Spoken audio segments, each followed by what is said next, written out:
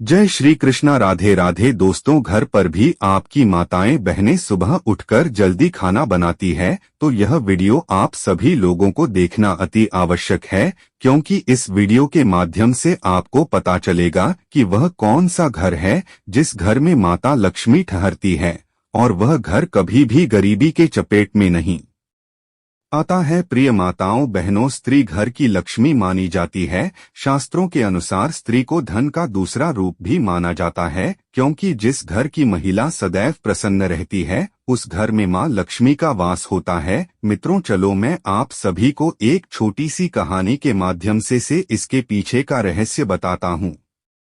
स्वयं माता लक्ष्मी ने एक कहानी के माध्यम से बताया है, जिसे जानना आपके लिए बहुत ही ज्यादा महत्वपूर्ण है कि जिसके घर की महिला सुबह जल्दी खाना बनाती है और यह 5 महत्वपूर्ण काम रोज करती है, तो उस घर में क्यों स्वयं माता लक्ष्मी जी वास करती है।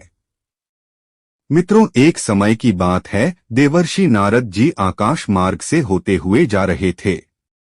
तब उन्होंने देखा कि एक मनुष्य जो कि बहुत ही गरीब है, वह जमीन पर बैठकर रो रहा है और अपनी फसल को देखे जा रहा है। उस मनुष्य को देखकर देवर्षि नारद जी बहुत प्रभावित हुए और अपने मन में सोचने लगे कि यह व्यक्ति तो बड़ा ही दुखी जान पड़ता है, मुझे इसके लिए कुछ करना होगा। वह मनुष्य अभी रो ही रहा था कि देवर्षि नारद जी उसके सामने जाकर प्रकट हुए और उस मनुष्य से बोले, हे पुत्र, तुम क्यों रो रहे हो? तुम्हारी इस करुणा में पुकार के पीछे क्या कारण है?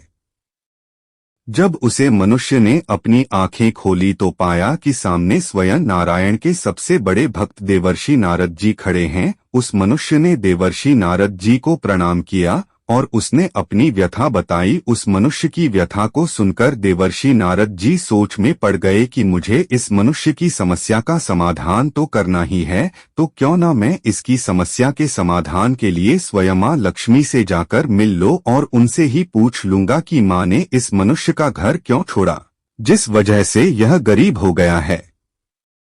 अब देवर्षि नारद जी उस मनुष्य को आश्वासन दिलाते हुए कहते हैं कि मैं कुछ समय बाद तुम्हारे पास तुम्हारी समस्या का समाधान लेकर अवश्य उपस्थित होगा। इतना कहकर देवर्षि नारद जी वहां से अंतर्ध्यान हो गए और माता लक्ष्मी जी के पास जाकर प्रकट हुए। देवर्षि नारद जी को आया हुआ देखकर माता लक्ष्मी ने उन्हें प्रणाम किया और उनके आने का कारण पूछते हुए बोली, अरे देवर्षि नारद जी, आप आज हमारे यहाँ किस प्रयोजन से पधारे हैं? तब देवर्षि नारद जी ने माता को प्रणाम करते हुए कहा कि हे माते, आज जब मैं आकाश मार्ग में विचरण कर रहा था तब मैंने देखा कि एक मनुष्य अपने खेत में बैठकर विलाप कर रहा है। वह मनुष्य बहुत जोर जोर से रो रहा था। उसका ऐसा रोना मुझे देखा नहीं गया। मैं उसके पास जाकर प्रकट हुआ और उससे पूछा कि हे पुत्र, तुम क्यों रो रहे हो? तब उसने मुझे बताया कि हे प्रभु, पिछले ही महीने मेरी पत्नी का निधन हो गया है। मेरी एक पुत्री है, वही मुझे खाना बनाकर खिलाती है, लेकिन मेरी पत्नी के मरने के बाद में दिन ब दिन गरीब होता जा रहा है। पता नहीं क्यों मेरी पत्नी के मरने के बाद माता लक्ष्मी मेरे घर को छोड़कर चली गई है। देखो, आज मेरे खेत को कई सारे जंगली जानवर खराब कर गए हैं। मेरा अब कोई सहारा नहीं बचा है।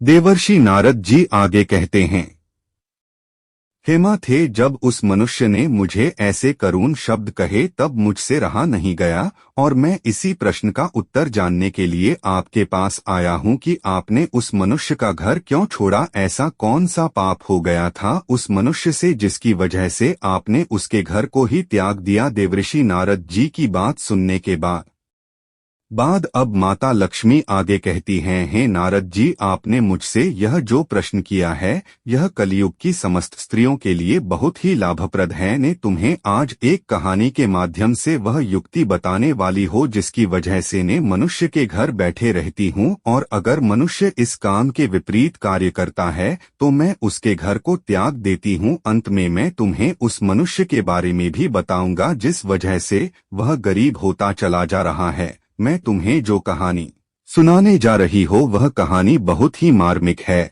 और ज्ञान से भरी हुई है।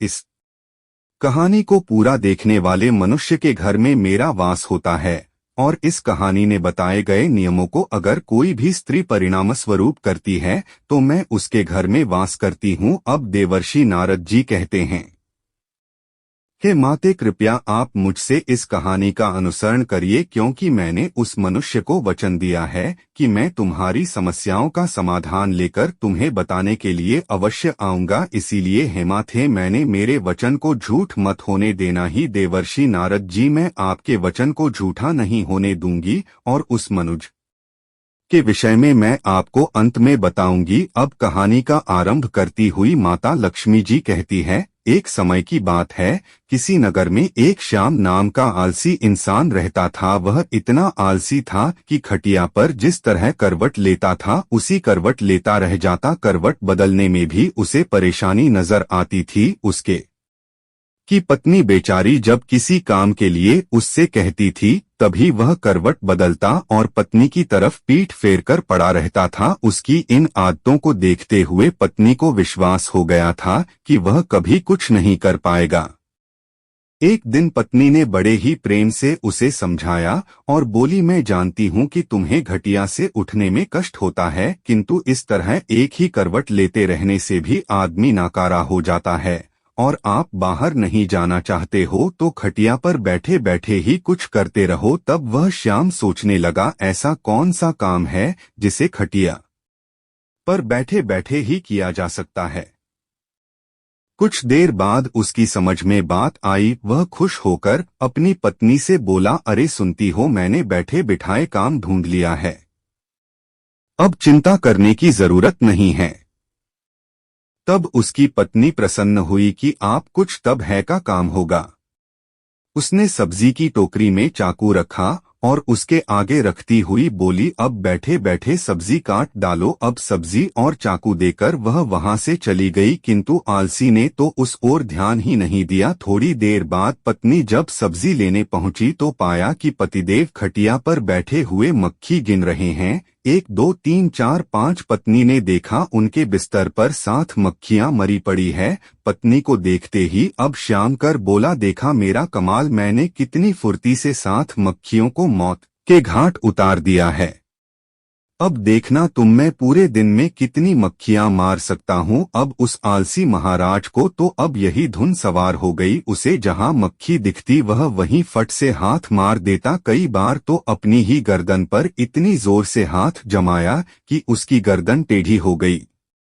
कई बार पत्नी की नाक तोड़ दी। मक्खी मारने के चक्कर में उसने घर के बर्तन तोड़ डाले, क्योंकि श्याम ने प्रतिज्ञा कर ली थी कि कम से कम वह 1000 मक्खियां मार कर ही दम लेगा। जल्दी ही वह दिन भी आ गया जब उसकी प्रतिज्ञा पूरी हो गई। अब उस दिन आलसी ने सारे शहर का चक्कर लगाया। कंधे पर बांस का एक मजबूत डंडा रखा और खुशी से उछलता कूदता अपनी बहादुरी का बखान करता जा रहा था और चिल्लाता जा रहा था कि आज हजारों को मौत के घाट उतार आया है। यह सुनकर लोग भयभीत हो गए। उन सभी को लगा कि उसने हजारों शैतानों को मौत के घाट उतार दिया है जो पास के जंगल में रहते थे। अब यह पेट सारे शहर में हवा की तरह फैल गई कि उसने हजारों को मौत के घाट उतार दिया है। लोगों ने उसका नाम 1000 मारी रख दिया। आलसी महोदय जिस सड़क या गली से गुजरते थे वहीं लोगों की भीड़ उमड़ पड़ती थी। सभी उस बहादुर को देखना चाहते थे जिसने हजारों शैतानों को मौत के घाट उतारा है। धीरे धीरे 1000 मारी सारे राज्य में प्रसिद्ध हो गया। कुछ दिनों बाद उस राज्य पर एक दूसरे राजा ने अचानक हमला बोल दिया। राजा के पास उस समय कोई अच्छा सेनापति नहीं था। उसने दूतों को आदेश दिया कि वे तुरंत सारे राज्य में घूम कर देखें और जहां भी उन्हें सेनापति के योग्य कोई युवक दिखाई दे उसे फौरन हमारे दरबार में हाजिर करें। आदेश पाते ही दूर जहां तहां शहरों में उसके सैनिक घूमने लगे। उन्हीं दिनों में 1000 मारी का नाम सर्वत्र गूंज रहा था। दूतों ने जब 1000 मारी का नाम सुना तो वे उसके घर जा पहुंचे। राजा के दूतों को अपने घर पर आया हुआ देखकर हजारमारी भय से कांपने लगा। वह घर के अंदर एक अंधेरे कोने में दुबक कर बैठ गया। उन सभी सैनिकों ने पत्नी से बातचीत होने पर मालूम हुआ कि राजा ऐसे बहादुर को अपना सेनापति बनाना चाहते हैं जिसमें हजारों दैत्यों को मारा हो, इसलिए तुम उसे जल्द ही हम अरे साथ भेज दो। पत्नी को लगा जैसे वह कोई सपना देख रही है। अपने पति की असलियत को वह जानती ही थी।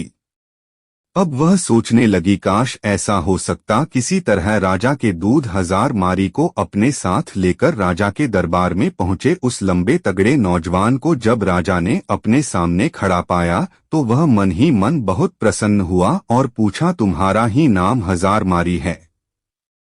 आलसी बोला, जी हुजूर, मुझे ही हजारमारी कहते हैं। राजा बोला, तुम्हारी बहादुरी के चर्चे हमने सुना है। हम चाहते हैं कि शत्रु के साथ हो रहे इस युद्ध में तुम हमारी सेना का संचालन करो। कांपते हुए हजारमारी ने राजा की आज्ञा को स्वीकार कर लिया और इस बात की सूचना अपनी पत्नी को देने के लिए घोड़े पर सवार होकर पत्नी के पास जा पहुंचा और अपनी पत्नी से राजा द्वारा कहे गए सभी शब्दों को कह दिया। यह सुनकर पत्नी की खुशी का ठिकाना न रहा। उसने सोचा, हजारमारी सेनापति तो बन गए, परंतु वह शत्रु की सेना का मुकाबला कैसे करेगा?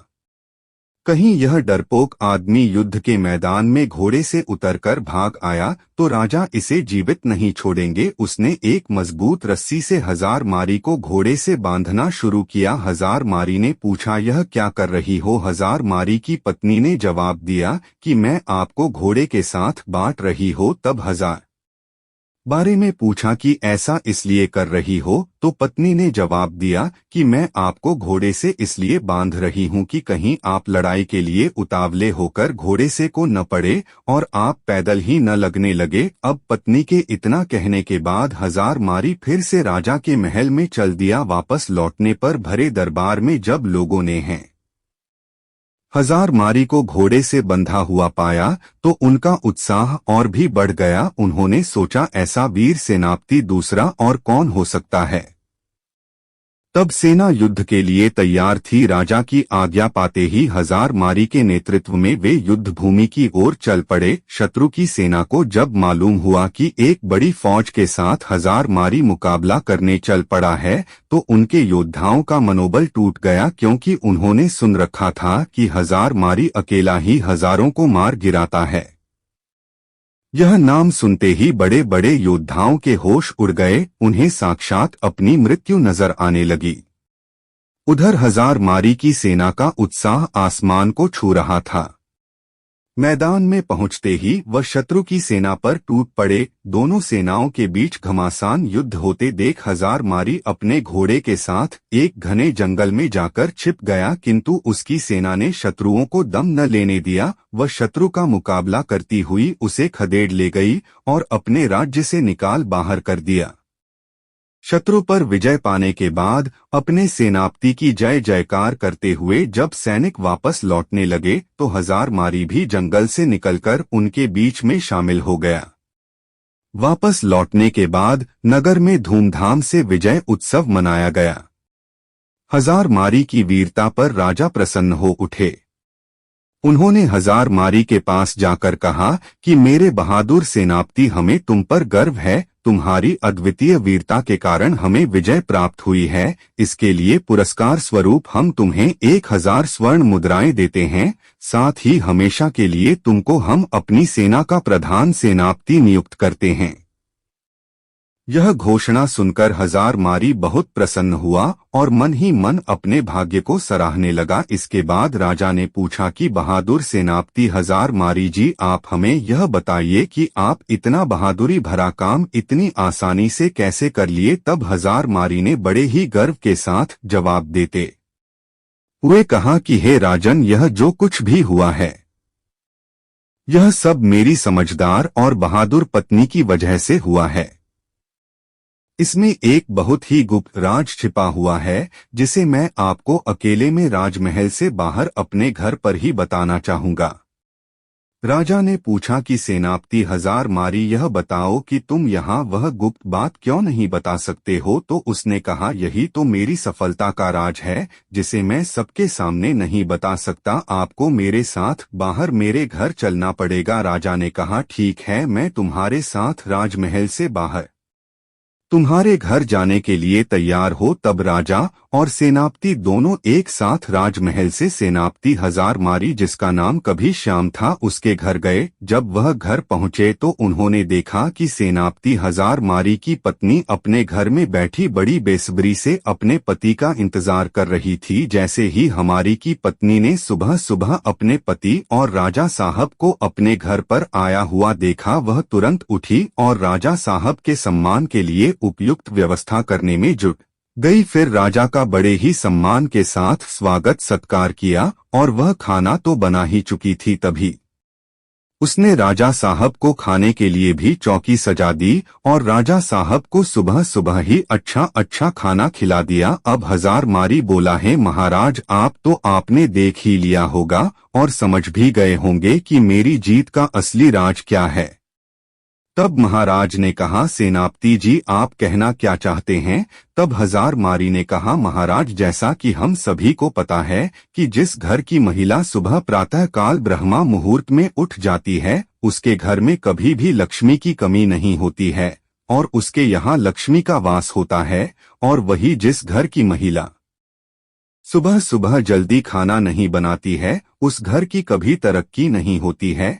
अब हजार मारी आगे कहता है, राजा साहब, हम सभी लोग यह जानते हैं कि जिस घर में सुबह जल्दी खाना बन जाएगा तो उस घर की तरक्की कुछ ऐसे होती है। सुबह जल्दी खाना बनेगा तो घर के बच्चे जल्दी स्कूल के लिए भी चले जाएंगे और यदि कोई व्यक्ति कहीं काम करता है या फिर किसी को कोई जरूरी काम है तो वह घर से कभी भी खाली पेट नहीं जाएगा। वह कहीं भी खाना खाने के बाद जा सकता है और अपना पूरा काम पूरी लगन और मन से कर सकता है। तो सुबह सुबह जो भी स्त्री जल्दी खाना बना लेती है, उसके घर में तरक्की होना बिल्कुल तय है।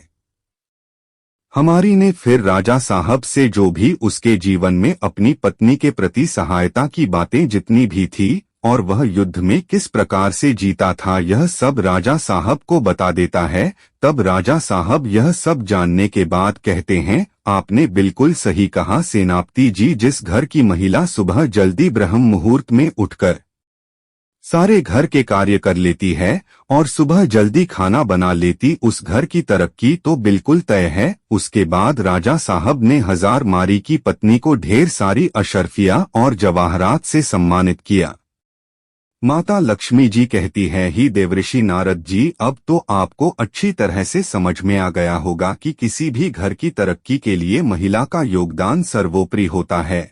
और कहते हैं ना कि किसी भी कामयाब व्यक्ति के पीछे किसी महिला का हाथ जरूर होता है और घर की महिला यदि चाहे तो घर को स्वर्ग बना सकती हैं और चाहे तुन अर्थ है देवर्षि नारद जी, अब मैं तुम्हें बताती हूँ कि उस मनुष्य के घर पर गरीबी क्यों पसरी हुई है और मैंने उसके घर से प्रस्थान क्यों किया है, क्योंकि उस मनुष्य की पत्नी के मरने के बाद उसकी पुत्री समय पर कोई कार्य नहीं करती है। वह सुबह 8 बजे उठती है और 10 बजे तक खाना बनाया करती है, न कोई पूजा पाठ करती है, न ही धर्म से चलती थी। वह अपने मासिक धर्म के दौरान भी खाना बनाती थी, इसलिए ही मैंने उस मनुष्य के घर को छोड़ दिया था। इस वजह से ही वह मनुष्य अब गरीब हैं। अब देवर्षि नारद जी माता लक्ष्मी की इतनी बात सुनने के बाद कहते हैं, हे माते, आपका मुझे इस कथा के माध्यम से और उस मनुष्य के जीवन के बारे में निष्कर्ष प्रदान करने के लिए आपका धन्यवाद। अब मैं उस मनुष्य की समस्या का समाधान कर पाऊंगा। अब माता लक्ष्मी जी कहती हैं, देवासी ने आपको 5 बातें बताती हूँ जिस वजह से मैं मनुष्य के घर में वास करती हूँ। पहला, स्वच्छता। जहाँ घर में स्वच्छता और साफ सफाई का ध्यान रखा जाता है वहाँ मेरा वास होता है। गंदगी और अवस्था मुझको अप्रिय लगती है, इसलिए घर का हर कोना स्वच्छ और सुसज्जित रखना चाहिए। दूसरा, सत्कार और सम्मान। जहां घर के सदस्यों और अतिथियों का आदर सत्कार होता है वहां मैं प्रसन्न रहती हूं। अतिथियों के स्वागत और सेवा में तत्पर रहने वाले हमेशा ही मेरा आशीर्वाद पाते हैं। तीसरा, धार्मिकता और पूजा। जिन घरों में नियमित रूप से पूजा पाठ होता है वहां मैं वास करती हूँ। विशेष रूप से लक्ष्मी पूजा, दीपावली और शुक्रवार के दिन मेरी पूजा करना अत्यंत आवश्यक है। ने इस दिन प्रसन्न होती हूँ। चौथा, परिश्रम और ईमानदारी। जहाँ परिश्रम, ईमानदारी और धर्म के मार्ग पर चलने की प्रवृत्ति होती है वहां पर मैं निवास करती हूँ। आलस्य और अनैतिकता से मैं दूर चली जाती हूँ। पांचवा, अध्ययन और दान की सही दिशा। जहाँ लोग धन का सदुपयोग करते हैं, जरूरतमंदों की सहायता करते हैं और धार्मिक कार्यों में दान करते हैं। दोस्तों, वीडियो से लगा एक लाइक जरूर करें। धन्यवाद।